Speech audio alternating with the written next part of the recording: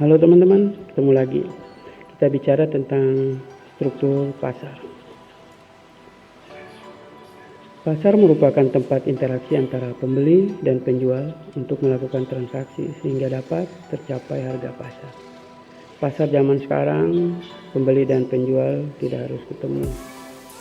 Terjadi apabila transaksi itu dilakukan. Aktivitas usaha yang dilakukan di pasar pada dasarnya melibatkan dua subjek pokok, yaitu produsen dan konsumen. Produsen memproduksi barang kemudian menjual sampai pada konsumen. Konsumen menghabiskan atau membeli produk yang terjual tersebut. Pembagian pasar itu dibagi berdasarkan satu jenis produk yang dihasilkan. Produknya sejenis apa berbeda. Banyaknya perusahaan dalam industri, mudah tidaknya keluar masuk dalam pasar, artinya perusahaan yang ingin masuk menjual produk tersebut terkendala banyak masalah, hal-hal, undang-undang dan sebagainya atau tidak. Kemudian peranan iklan dalam hal ini, apakah produk itu butuh banyak iklan agar tersampaikan kepada masyarakat atau tidak. Pasar yang pertama itu adalah pasar persaingan sempurna. Itu produsen dalam pasar ini sangat banyak. Produk barang yang diperdagangkan adalah homogen atau sejenis. Konsumen memahami sepenuhnya keadaan pasar. Tidak ada hambatan bagi setiap produsen. Tidak ada campur tangan pemerintah dalam pasar ini. Produsen berperan sebagai price setter atau penentu harga.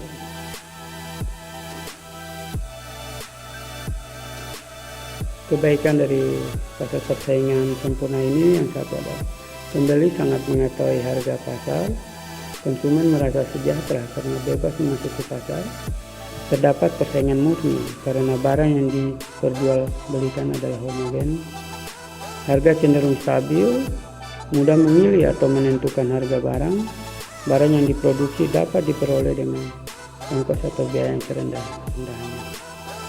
Kemudian kelemahannya hanya terdapat satu atau dua industri, terdapat faktor eksternal yang tidak diperhitungkan dalam posisi kesejahteraan optimum dari konsumen, tidak ada barang substitusi karena bersifat homogen. Yang kedua adalah pasar monopoli. Hanya ada satu produsen, tidak ada barang substitusi yang mirip. Produsen sebagai price maker, penentu harga.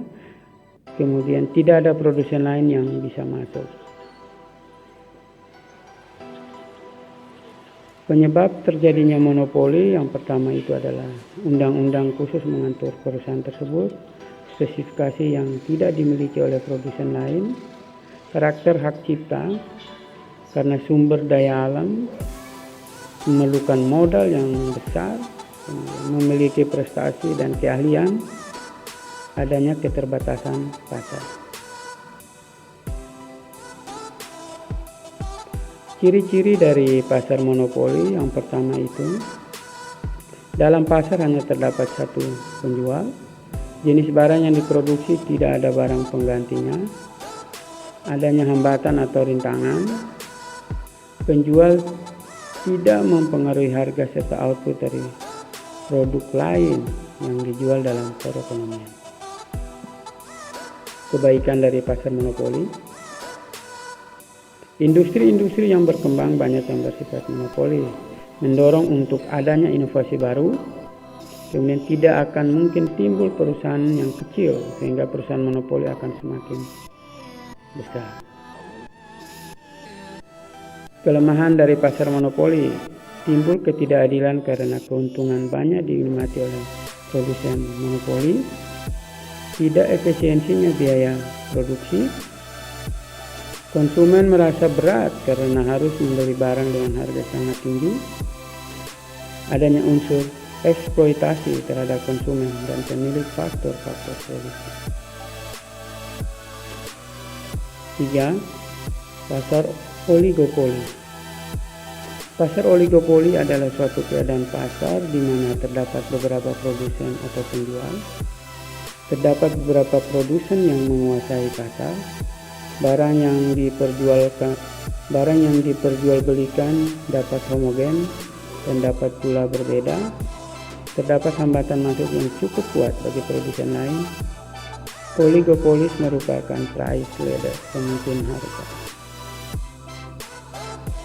Kebaikan dari pasar oligopoli, industri oligopoli bisa mengadakan inovasi penerapan teknologi baru, terdorong untuk berlomba penempuan proses produksi baru, lebih mampu menyediakan dana untuk pengembangan dan penelitian.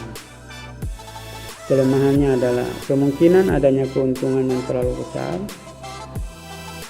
tidak efisiensi produksi karena setiap produsen tidak beroperasi pada biaya rata-rata minimum, kemungkinan adanya eksploitasi konsumen maupun buruh, terdapat kenaikan harga atau inflasi yang merugikan masyarakat secara makro. 4. Pasar monopolistik adalah pasar persaingan monopolistik adalah pasar yang terjadi bila dalam suatu pasar terdapat banyak produsen tetapi ada diferensiasi produk, misalnya perbedaan merek, bungkus, dan sebagainya. Banyak produsen dalam pasar, ada diferensiasi produk. Produsen memiliki kekuatan monopoli atas barang produknya sendiri. Setiap produsen aktif melakukan promosi. Keluar masuk produsen dalam pasar relatif mudah. Jika hanya ada 2 produsen maka disebut duopoli.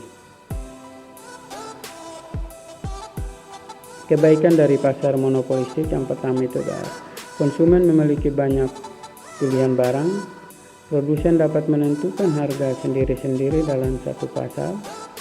Masing-masing monopolistik mempunyai keuntungan sendiri-sendiri karena memiliki pasar atau konsumen sendiri-sendiri. Kelemahannya adalah tidak efisiennya produk karena produsen tidak berproduksi dengan biaya rata-rata yang minimum. Terlalu banyak perusahaan kecil. Konsumen masih harus membayar harga produk yang lebih tinggi dari biaya produksi.